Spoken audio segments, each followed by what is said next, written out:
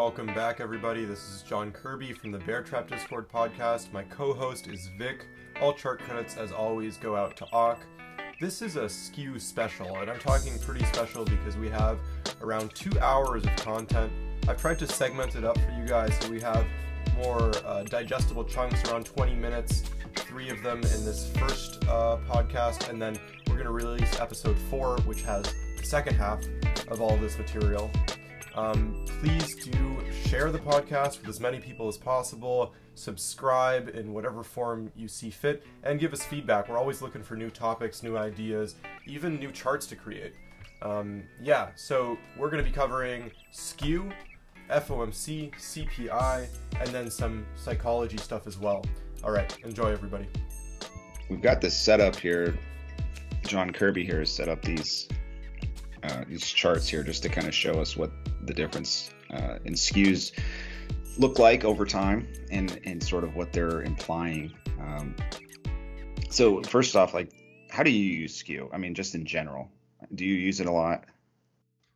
Well, I mean, usually my approach is to understand sort of the theory behind any given indicator so that I can know what's going into it before I try and figure out, how I want to use it, because otherwise you can get crazy shifts like we're going to see in this video, and if you don't know what they truly mean, then all of a sudden all your readings are going to go crazy and you'll think that things are relevant that aren't, and so forth. So all right, so what is your essentially your general concept or your understanding of what the purpose of the skew is like?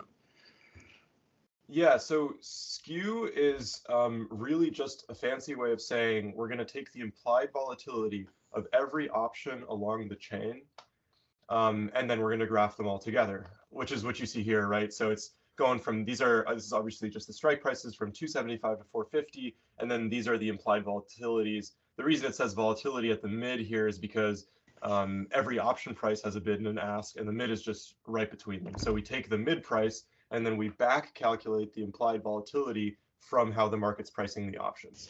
And what I love about Auk's charts here is he also shows you the historical IV for different periods. So you see those little horizontal lines. It's kind of hard to see in the video, but you see that. Yeah, there you go. So you can see the historical and the implied. And do you ever use these at all either? Yeah, definitely. I mean, I think it's a little tricky nowadays, right? So I wouldn't necessarily want to be using, like, I don't know, this IV90 or HV60 because we're in such an intense bear market right now. We know that things are a little crazy right now, or like this week. I mean, you're saying those are a little lagging, is what you're saying. Exactly. Yeah. So you're leaning more towards using like the IV30 or 20 and the HV20, the 30. Yeah, I think that, like, your understanding of time has to change with the market, right? And like if the market's moving really quickly, then your indicator should move a little quicker too. And that's hard to do, right?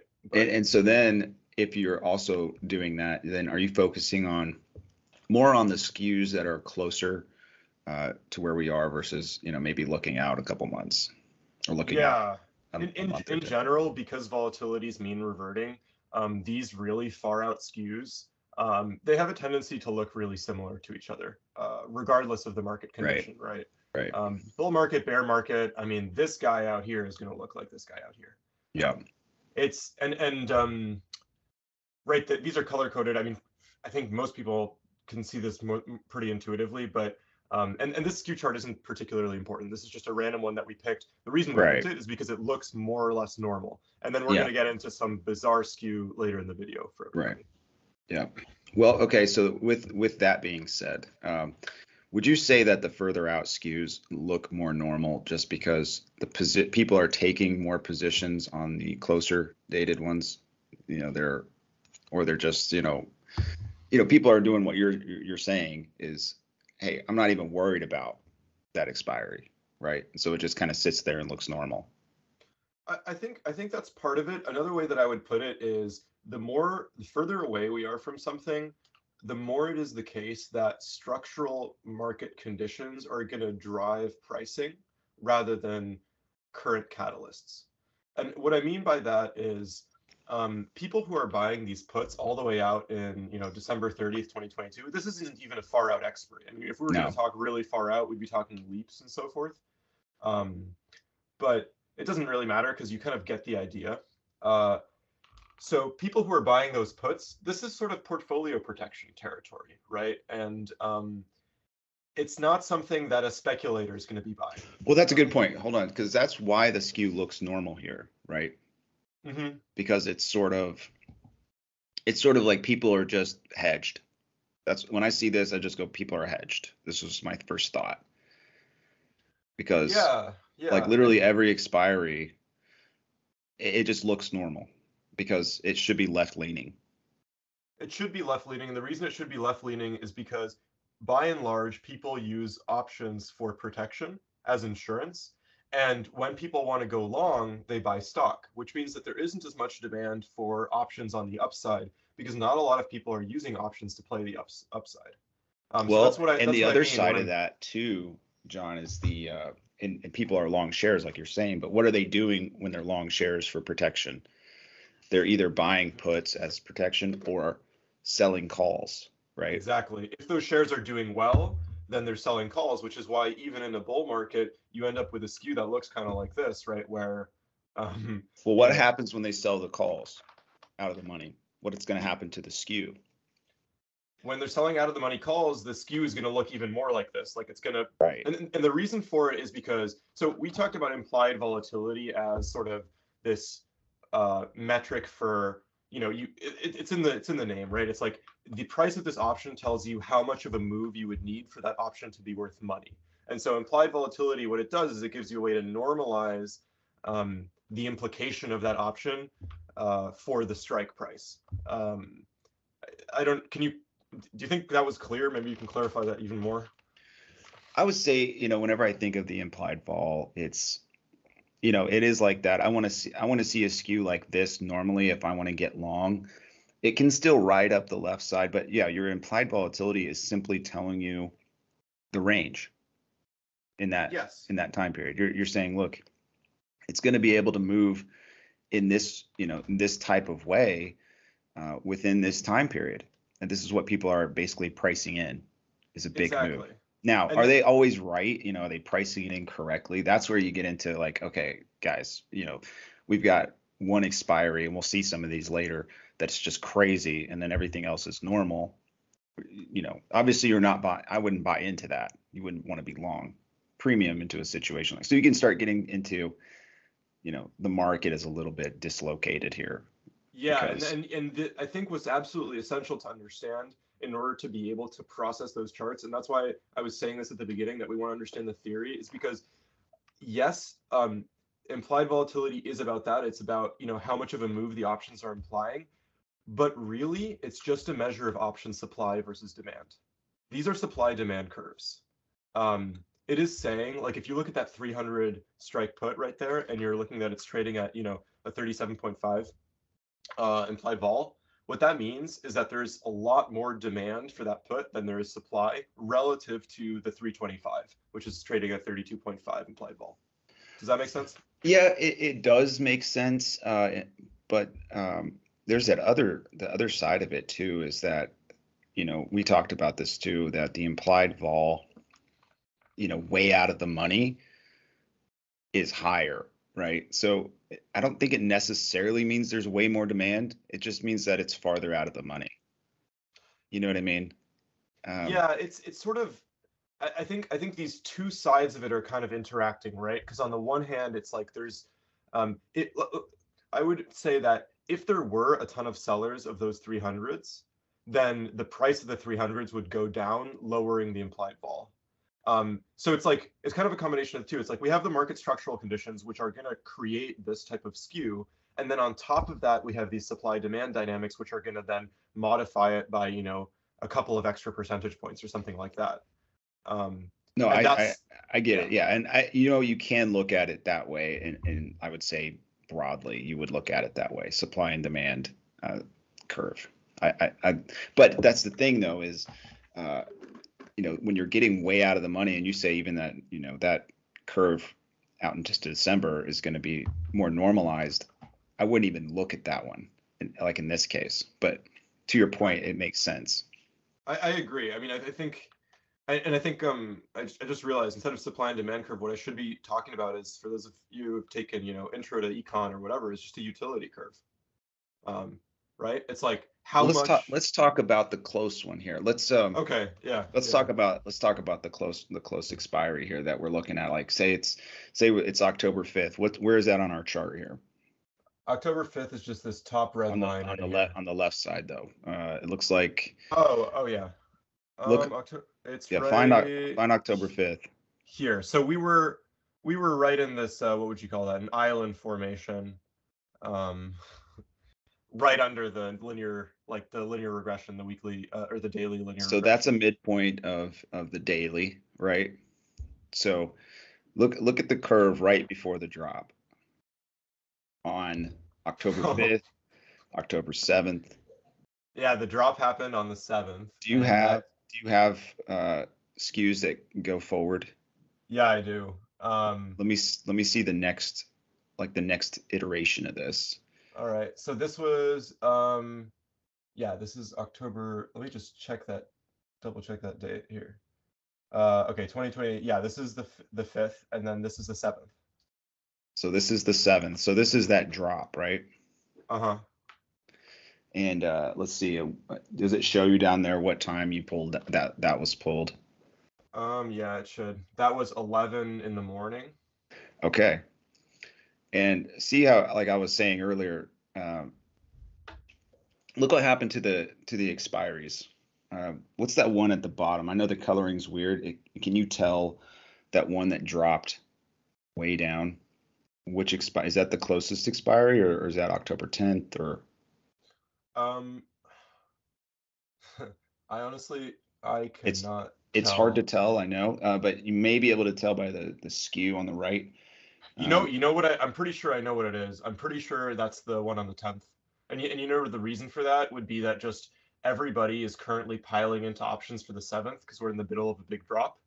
And so then the demand for these guys on the 10th actually goes down, even though Perfect. for the next day it's going to go up. So that's definitely what that is. Well, okay, so hold on. Let me pull that out again, because you can see over on the right, the lower the number on the right side is going to be the higher the skew, the higher the skew, like the higher the left tail. So go to the very right there, on Over into here? the to the data box.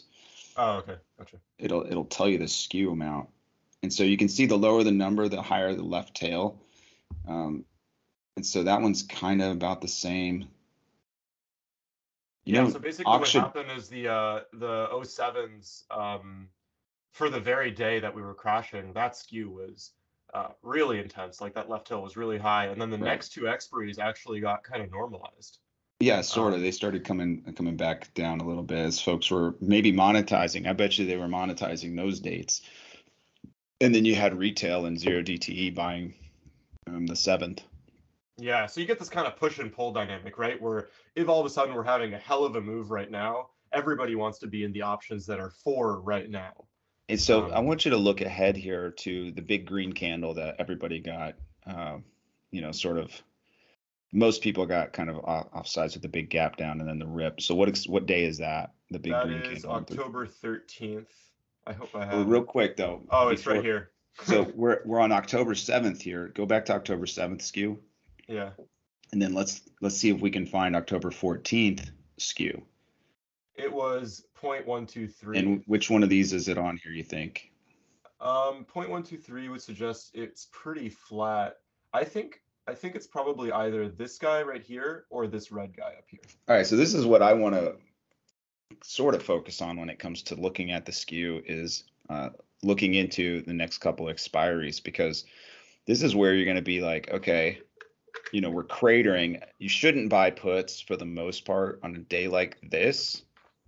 Like if you're going to continue to be bearish, you should You are start. over, in other words, you're overpaying by, Correct. let's see, how much is that? Like 15 vol points at Right. least. It's Right. terrible. And you have way less time too. So that's the other issue. And so there's a really good case if you're going to play directional puts here in this case, then you got to find the expiry that's the cheapest, Hmm. right? Which And is that's obviously clearly the right bottom. here. Yeah. So then you go to that expiry and you go, well, shoot, let me go buy some of these, or you go buy some of the next one up, which isn't bad because if you're paying a little bit of extra points, but you get more time, that's not that big of a deal.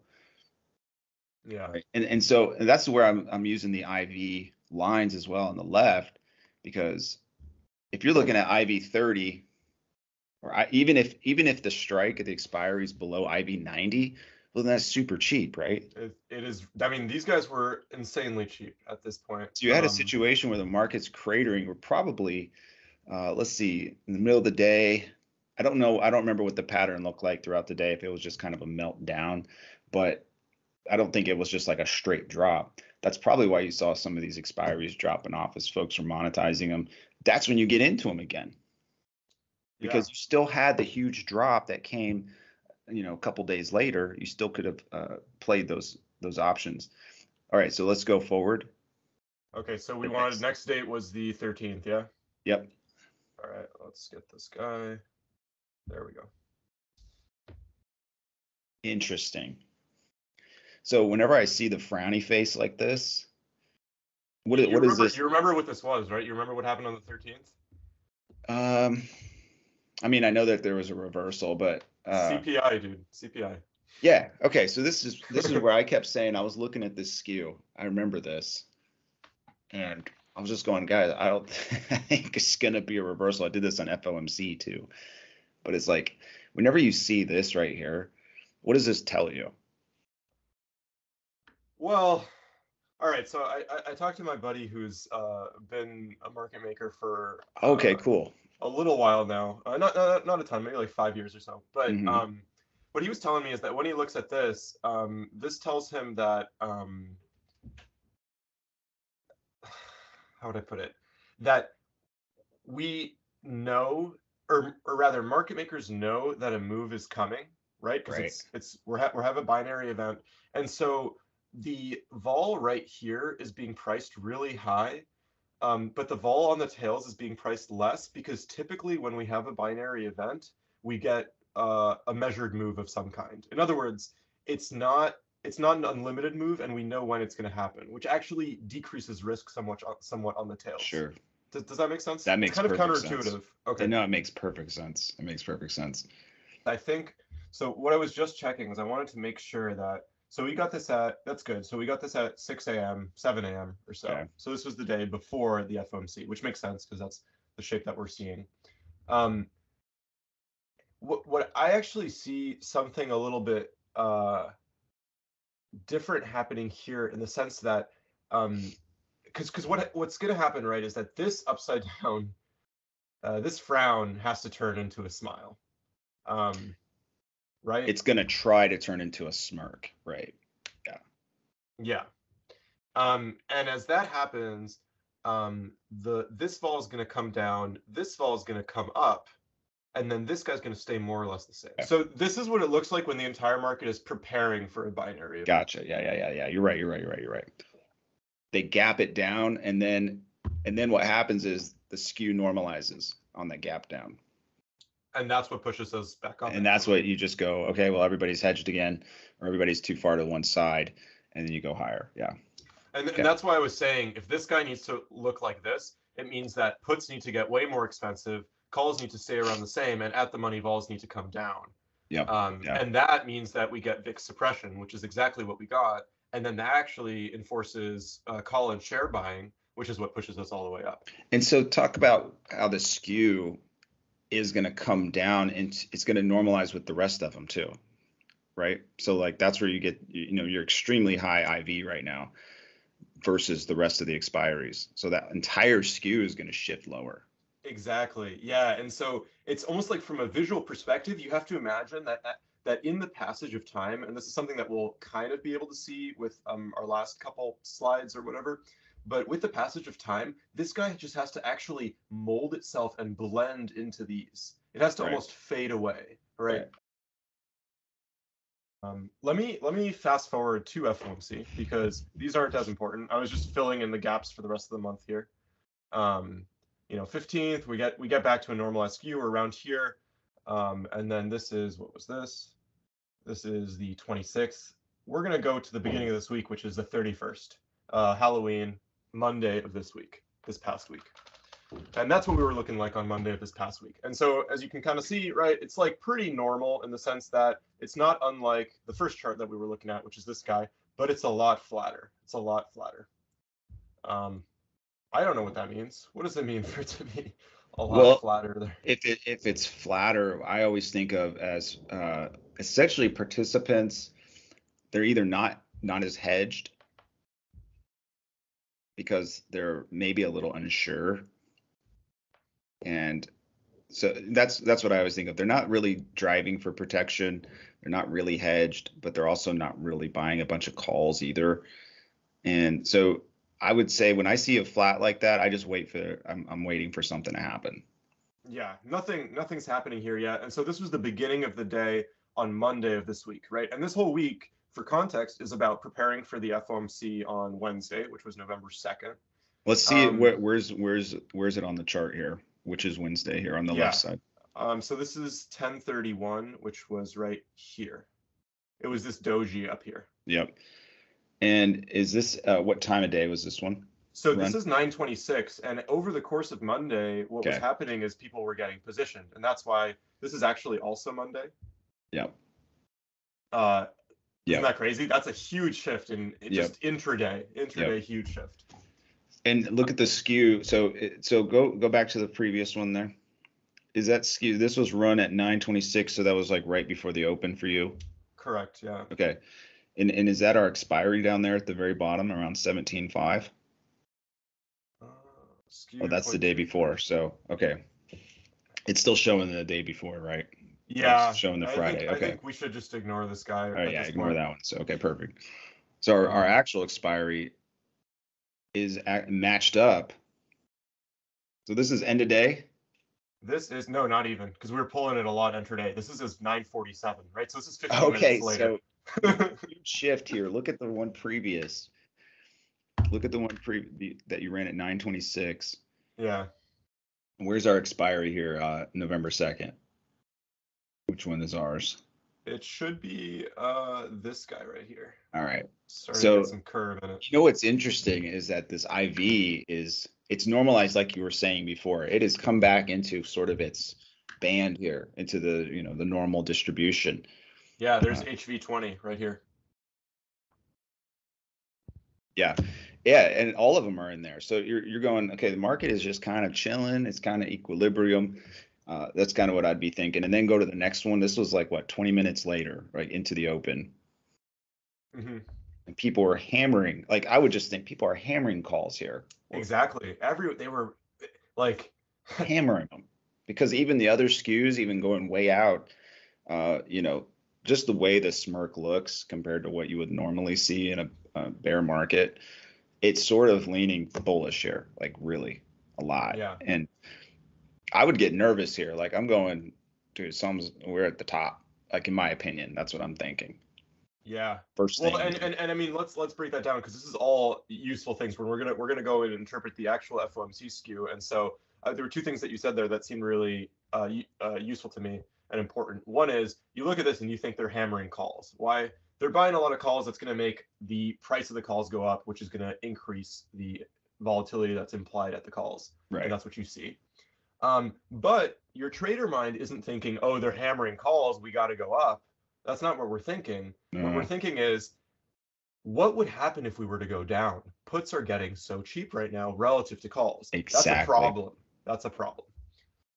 Well, you got to think of it like the normal trader that likes to trade reversals, which is sort of like an options trader. In general, you want to, for the most part, you're trying to get a good bet for your money.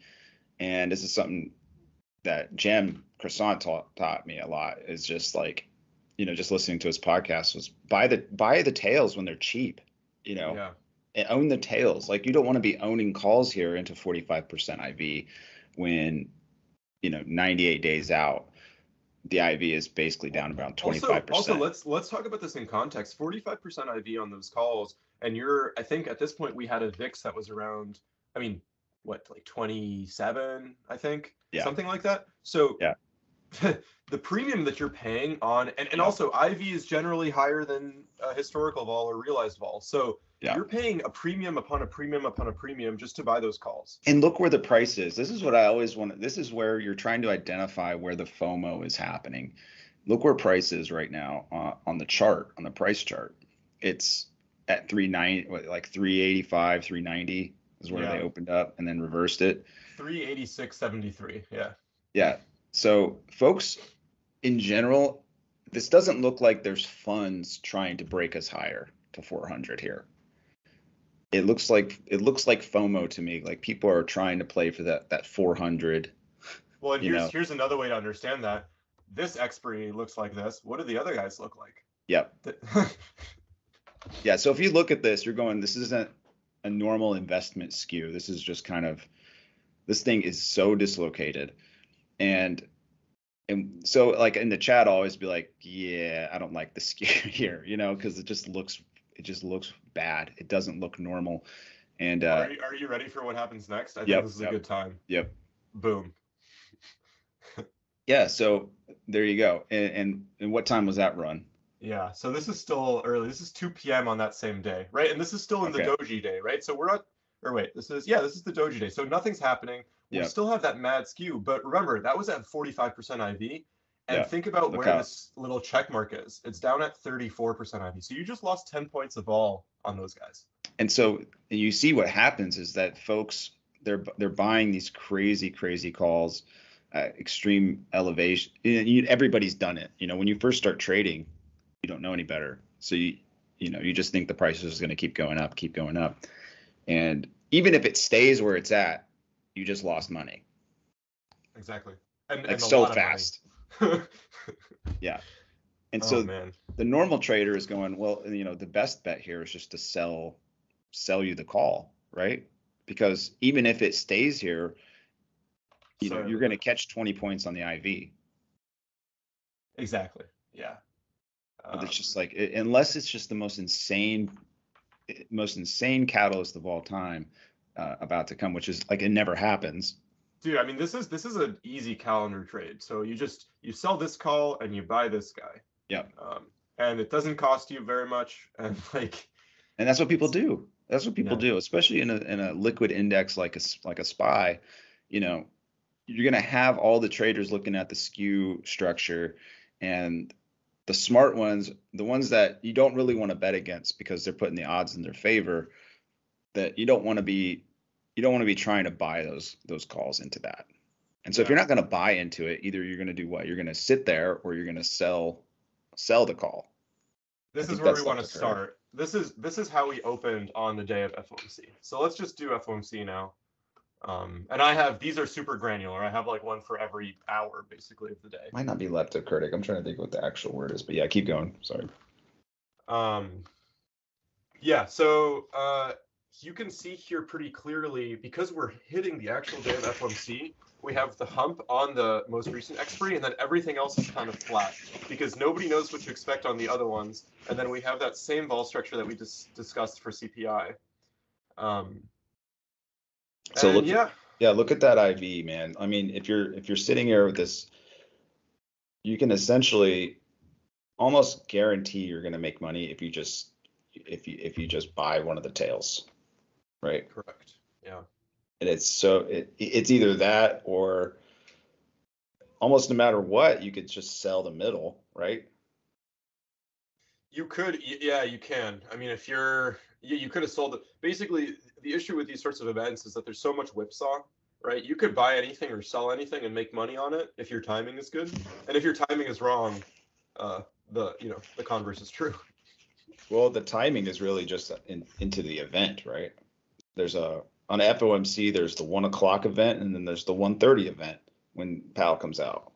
Yeah, for CST, and then for EST people, 2 p.m. and 2:30. Right, that's CST. Yep.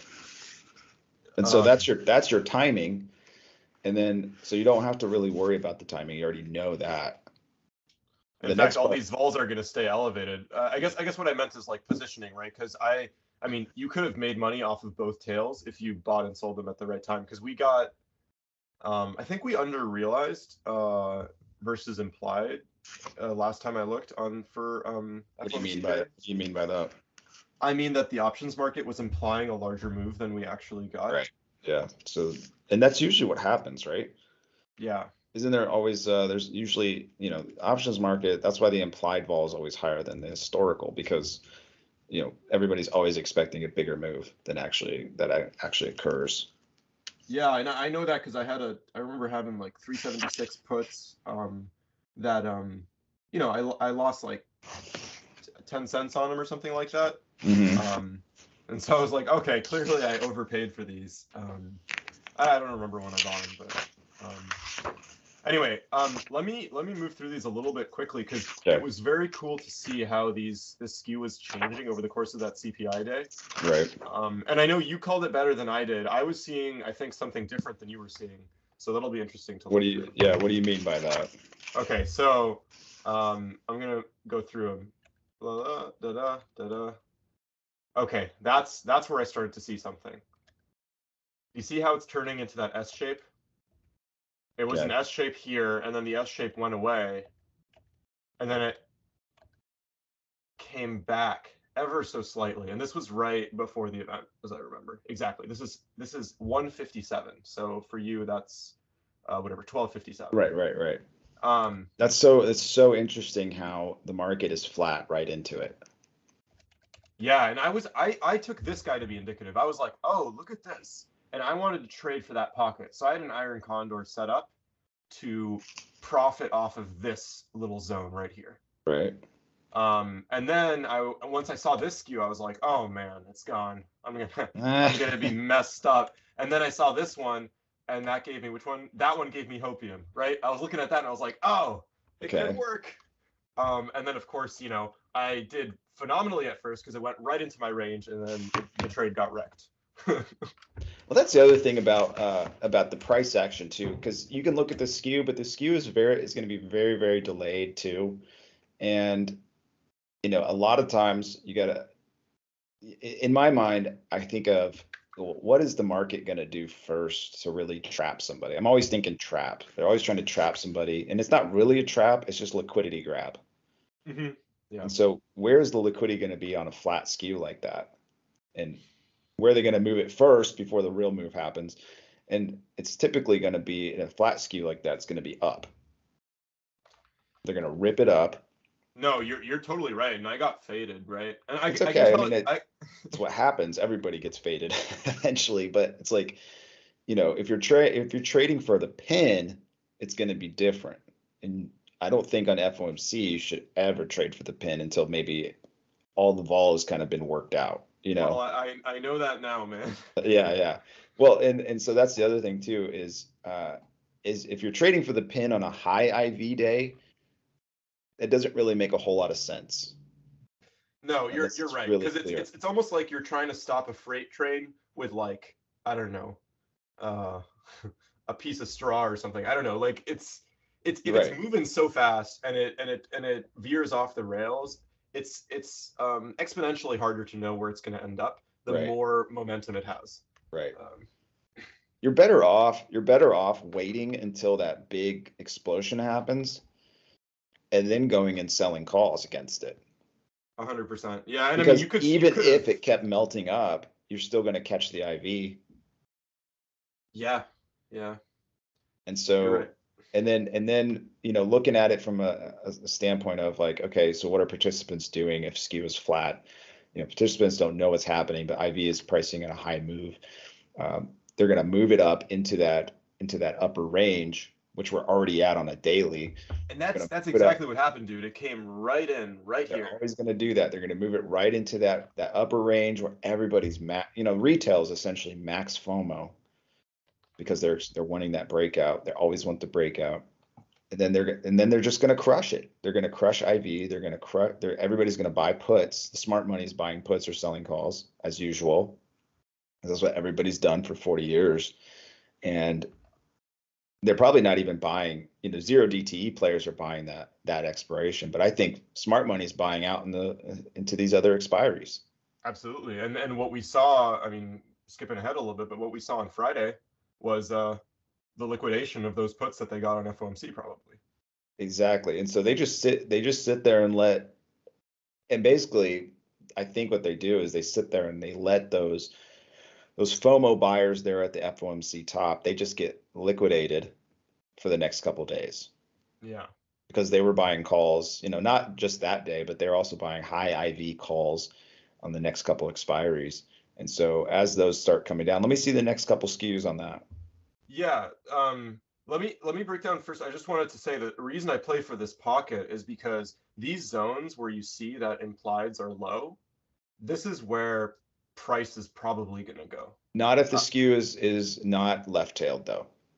Not if a skew is not left-tailed. I always think of like Correct. price Yeah. is going to try to go where the IV is lowest. Yes. Yeah, yeah. That's exactly. So you're playing for the pocket, like say it was this skew specifically that you were playing for. It maybe wasn't. It was probably a combination. But if it was this one that you were looking at and trying to play for that pocket, it doesn't make sense now in hindsight because the puts were way cheaper. And if puts are cheaper than calls, something's off. So, okay, but here's why it did make sense. Okay. And this is where it gets a little bit less skewy. Um, the so when I was looking at this, I was thinking about okay, we're gonna get 75 bips. I know that already. The market knows that. In other words, after event, it's gonna give us a boost up. So I was expecting an immediate boost up right after the event, and what that would do is if this was already a pocket, it would actually start to kill these puts a little bit more. And then it would almost be like the entire pocket would shift over, and then you'd have something that looks kind of like a U around over here. So I was thinking about how the skew was going to Oh, move as the wow. event progressed. Interesting. Wow, wow, wow. Okay, I would have never thought that. So you were thinking, so on that logic, you're thinking that you're going to create a U around a certain point Hmm. as the puts were dying. But why would the put IV as they're dying, why would it create a higher left tail to create the U? Because this whole thing is going to move down. Um, I and see what you're saying, but no, that still doesn't make sense in this case because look at the further out expiries too. no, I think you're right. I think this is what I was thinking, and I think it makes no sense. I think you're right. Well, Um, yeah, right. I know what you're saying too. So yeah, but so that's why hindsight's 2020. But yeah, in this case, you can't.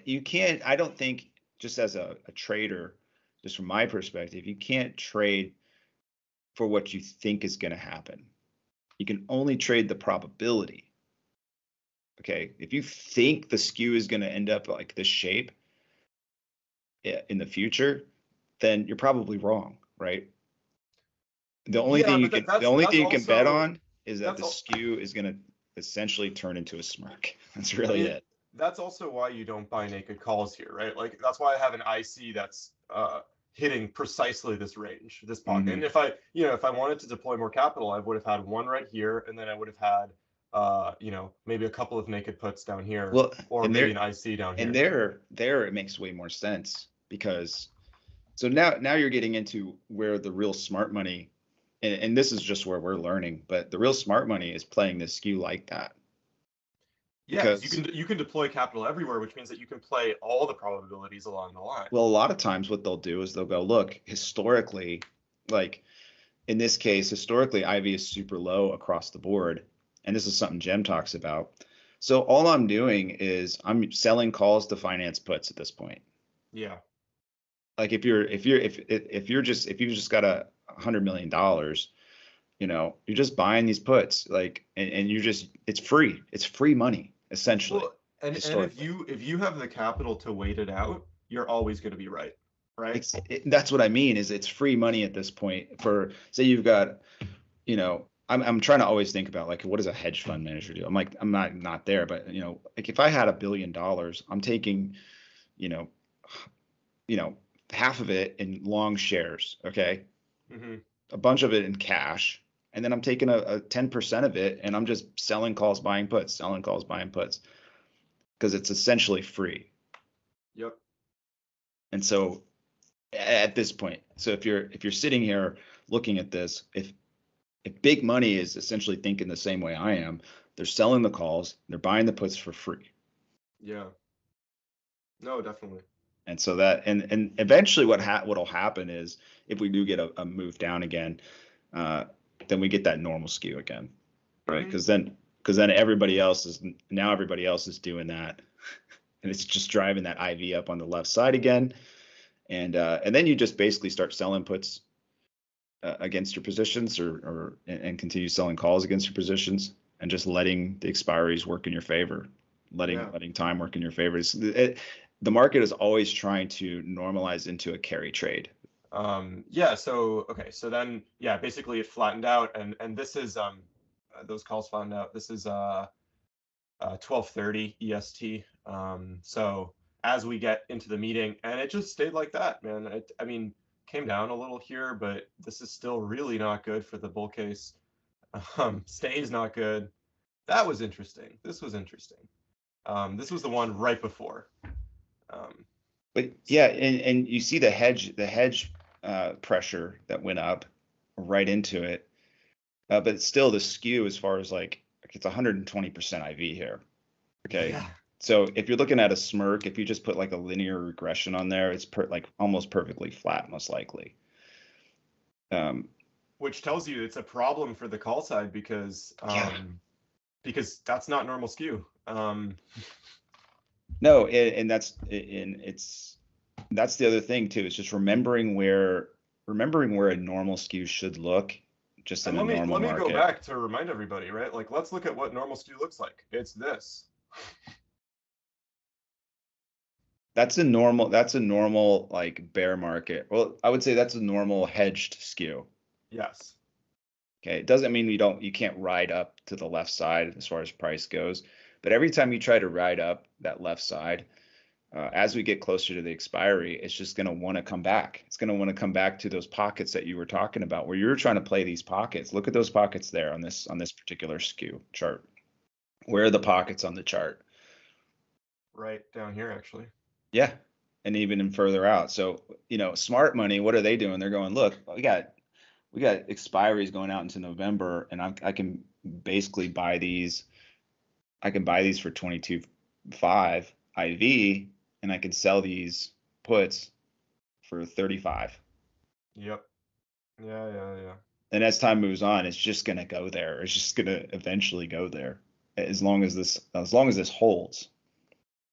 That's so actually that was kind of eye-opening for me, because when you asked like where's the pocket here, I was like right there. I actually hadn't thought, whenever I look at a skew like this, I always kind of thought, oh, there's no pocket, there's no edge to reading this skew, and that's not true. Clearly 400 is the mid price here. Like, it's not the spot, right? But it's the mid neutral vol price, right? Kind of. And it's cheap. I mean, if you think about where VIX is at this particular point, I think VIX is 30 or 28 or something. And, essentially VIX is going to try, VIX isn't going to try, but the market participants, they're going to be playing for these. They don't want to pay. Smart money's not trying to pay 40%. Okay. For puts. Yeah. They're not. I mean, unless there's a cataclysmic event about to occur to take us to SPY 275, then, and you can play for that if you want to, but it just doesn't make any sense on a probability distribution. So in my sense now, is the way I think about it now is I play simply every day. I just try to play for the distribution. Yep. Okay, because it doesn't. If you have done that for the last 40 years and just played for the distribution, you're killing the market, right? Even if you got blown up once or twice. Well, and that's what I do in my really big portfolio, in the sense of I wait for us to hit like 1.5 standard deviation, 2 standard deviation on a weekly, 10 period, 20 period lows, and then I sell puts there. And like, hey, I got destroyed on some of my Amazon put sells. I have a CrowdStrike put sell that fell 10% off earnings. And you know what? I'm gonna be completely fine, because they're out for December. And at some point between now and December, we're gonna revert to a nice little pocket, and then I'm gonna just either roll them, or they're gonna expire worthless, or whatever. And I don't really have to worry. Right. And that's the other thing too, is if you're playing for the dimensions, right? You got the time, and then you've got the distribution, right? And so you have all these data points that are edges for yourself. If you combine them, so this is what I've been doing, is combining, okay, I need to know where open interest is. I need to know where the distributions are in the skew. I need to know where the distributions are in the volume profile. I need to know where the distributions are on the GEX. Yeah. Okay. And then you start with the edges and work your way in. Yes, and I think implied vol in that whole, or sorry, these skew charts in that whole picture, what they're telling you is, if I'm about to go out and make a purchase, first of all, they'll tell you where the market is going to tend towards over time.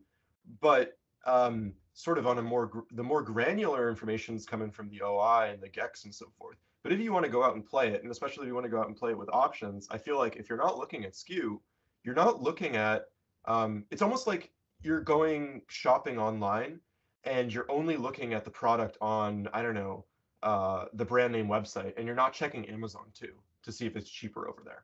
You're not looking for deals. Correct. And that's all the market is, man. I've told you a couple times now, it's like your job is to look at the market. Like if I hired you right now and I said, look, all I want you to do, I'm going to fire you if you don't do this, is just go look at the market and just essentially try to make it efficient. Right. Be as efficient as possible with the money. I don't care what it is. Yeah. You know, just go in there, and your whole job, the only way you get paid is essentially just to play the distribution and just play it as efficiently as possible. No, that makes sense. And so when you look at a skew like this, the normal investment skew is just going to be like, okay, yeah, we might not go to 400, but every time you try to push to the left, every time spot tries to drop, that's just going to be more and more fuel to rip it back up again. Yeah. Because as those tails down to 275 and to 300 and even 325 and 350, as those tails start to go out of the money based on time, as the essentially the delta curve shrinks, you know, that's just going to be way more fuel for people to start covering. Let's put it this way: as price moves lower, it has steeper and steeper to climb to go down. Exactly. Yes. As you're climbing up, it's going to be harder and harder for participants to pay money for protection.